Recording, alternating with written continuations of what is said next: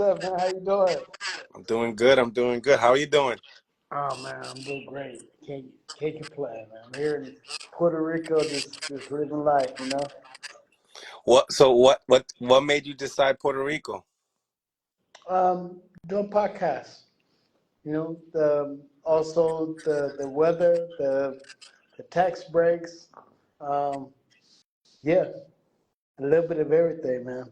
The people is great. Absolutely. Absolutely. Yeah. Um, let's talk a little boxing before we get Henry on here. I just sent him the link. I know he's driving. Um, Okay. but I wanted to touch up a little bit upon what's going on with you. I feel like you have an exhibition coming up. Oh yeah. I got an exhibition coming up like in August, and they're building a celebrity. This is celebrity boxing, and yeah, I'm trying to get myself back out there. Remember, I've been saying, I want to do an exhibition. I'm keep myself in shape, and this is a perfect opportunity to, you know, to show I still got it. So, do you know anything about your opponent? Um, well, I don't know if they said that what the opponent was yet, but or who it could be, but I think I know a little bit. But if they haven't said it, I want to say it you know, until they give the okay, whoever it's Okay. gonna you know. Now, what motivates you to just go out your way and still want to fight? Cause I love it. I mean, I do it anyway. I get in the ring and I spar with the young up and coming fighters. I mean, you remember like before I retired almost, I was sparring with Sean Porter all the time. I was helping him out for his fight. I think when he fought Adrian Broner, I was actually one of his sparring partners. So, like at 45 or 46 years old. So I'm like, I love doing this. And then I still get in the ring right now. Like I was sparring a little bit with the Michael. To Michael Harris, The yes. Michael Harris, I've been sparring with, I was sparring with him a little bit, helping him out here in Puerto Rico when he was doing his thing. So, helping getting him sharp. So I'm like, yeah, I'm always around. I'm always doing something. Mm, mm, I like it. Hmm. Hmm. So, um, what was your thoughts on the Ryan Garcia and Devin Haney fight? So my thoughts on that was that I kind of figured Ryan had a good opportunity to beat Devin Haney because they fought so many times, they knew each other. So when you know somebody, and vice versa, and Devin Haney had an opportunity to beat Ryan Garcia because they both fought like 6 times, but they had to figure out um, what the differences was as far as their handicaps, things that they didn't do well, and they can focus on how they can uh, you know beat them at whatever they're not doing too well with their handicaps. So I figured that Devin had the upper hand because he was looked like he was training very hard and he was doing a lot of different things um, that would have him maybe win a decision or stuff like that. But I knew that Ryan had the opportunity to catch him with the left hook and knew when to throw it on stuff because they fought so many times, so he would know when to time the left hook and when to throw the right hands and bite shots or whatever it is. So it was definitely, at first I thought, a 50-50 fight. But Ryan proved to be able to get the right shots in and know when to hit him and know his he just knew how to just break him down. And I think they broke him down mentally anyway before the fight even happened. Because he knew him. His person, he knew everything about him. Do you feel like by any means like someone either or in the fight was favored by any means by as far as like judges and referees? Oh yeah, definitely was favored. He was favored to win the judges, and you could tell where the judge was not calling certain knockdowns or was giving Haney a chance to take points away from Ryan. First offenses and stuff. It was you know, you can kind of see you can see that they was definitely trying to let Devin win the fight. As far as I wanted to touch a little bit right before Henry comes in, the segment, you did a beautiful segment. Make sure you guys go out your way, check out Shane Mosley's new YouTube channel. It's I believe it's Sugar Shane Sugar Shane Show. Show. The Sugar Shane Show. Yeah. So tell me, what inspired you to want to start your own YouTube channel? Well, coming out here to Puerto Rico, I met up with a person who's now my good friend, Dan Maldonado, and he's he's living out here in Puerto Rico as well, and he wanted to start up a podcast, and I said, all right, let's do it.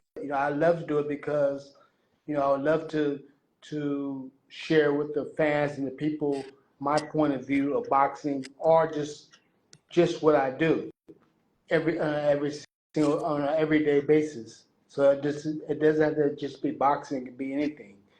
But boxing is what I know, so I would love to give back. And I thought it was a great opportunity. And living out here and being able to enjoy life and enjoy talking about what I love, yeah, it was no brainer. Right. I love it. When I seen it, I said, this is great for boxing.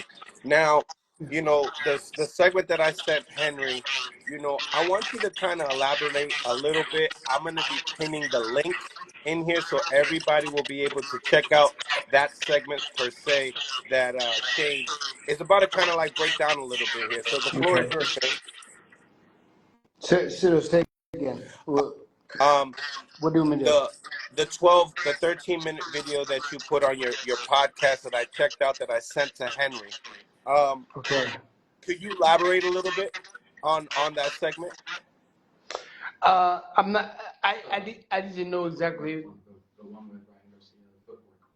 Oh, so I was talking about the footwork.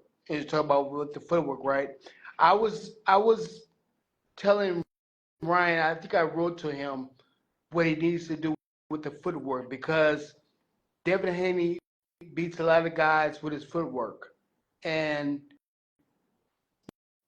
like if you're standing still, you let them stay right there where he can pot shot you to death, move around you, and box you, which he does to a lot of fighters. He's really good at that.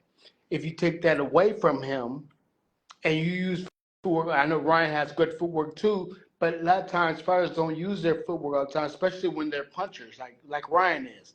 They want to go right in and do a firefight and knock you out, right? But Ryan, I think I told Ryan a little bit like, you know what, you need to work on your footwork because, and I'm not saying move away from him, I'm talking about just from side to side and around them because Devin is a person that beats guys on his footwork. But if you take that away from him, then it makes the fight easier for you. And it seemed like that's what he did in the fight. He had good footwork when Devin was Devin started trying to come after him. And that's not what Devin does. Devin's a boxer that moves around. So when Devin started coming after him, that's when the fight became more in Ryan's favor because he started using his footwork. And it made it hard for Devin to sit there and pot. He couldn't pot shot Ryan because Ryan was moving all the time. And I tell you, I had off to him. He listened. So he won the fight pretty easily because of that, I believe. And you believe that had really, it was all strategy, had nothing to do per se with steroids? Oh no. That's definitely strategy. I mean, steroids. They found that nothing was wrong with Ryan, or what they say, because I was talking a little bit about it. I was like, it's kind of weird to me that Victor Conte is the leader or the one that runs Bada when he's over Balco and he's over Snack. So he's the one that's over Snack, but is known for doing steroids with Balco and now over Vada, but then tests Ryan for steroids, which that's what he does. He does steroids. Well, he was known for being the guy ministering steroids to people. So why is he over Vada. I didn't understand that, and I know that Devin Haney's with Snack, right? Devin Haney's part of Snack, so it's like that's Victor Conte, which is with Balco. Like it's and now over Vada that's testing Ryan saying that he's on steroids or some kind of steroid. That's kind of weird. That just makes sense. It's kind of a conspiracy. So in the past, they slandered your name. What are the similarities do you believe from your situation to this one? Well, I mean, you can see that. I mean, Victor Conte doesn't care about any of his athletes. He will, or any athlete for that matter. I mean, why is he dealing with the boxing? Why is he the head person for steroids for boxing when he is the steroid guy that gives steroids to all these players? This is what he does. You know, back then when I met him, I didn't know. I only seen the man 2 times in my whole life.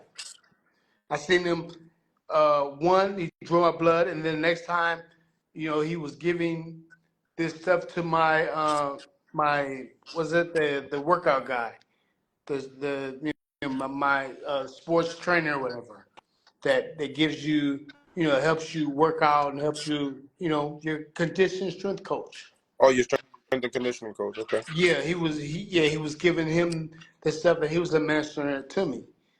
But that was, and then I seen him. The next time I seen him was when we were doing the legal stuff, you know.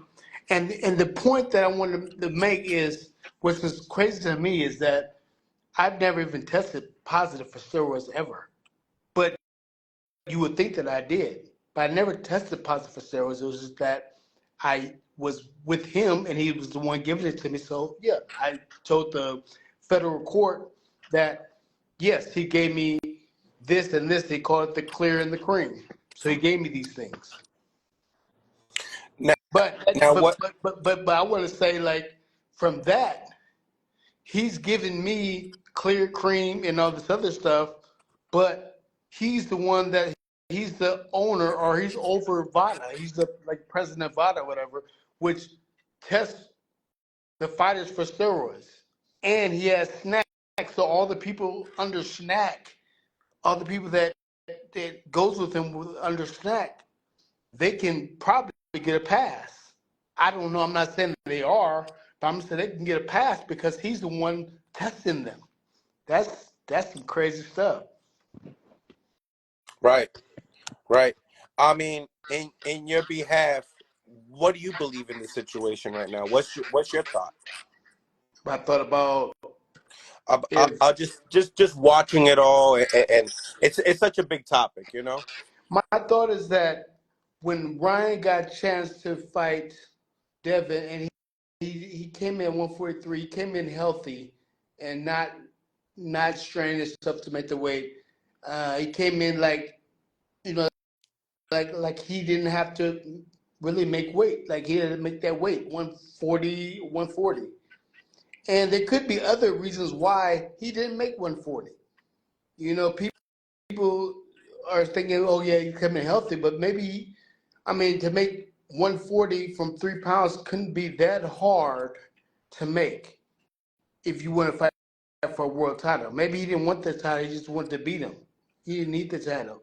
Maybe if he got the title, he might have to go a little bit longer with a promotion that he don't want to be with. Mm. That's another thing that we don't know. Maybe he doesn't want to be with that promotion and don't want to win the title like that with that promotion. Right. So Now, that's yeah, another thing. That's another part of it. Go ahead.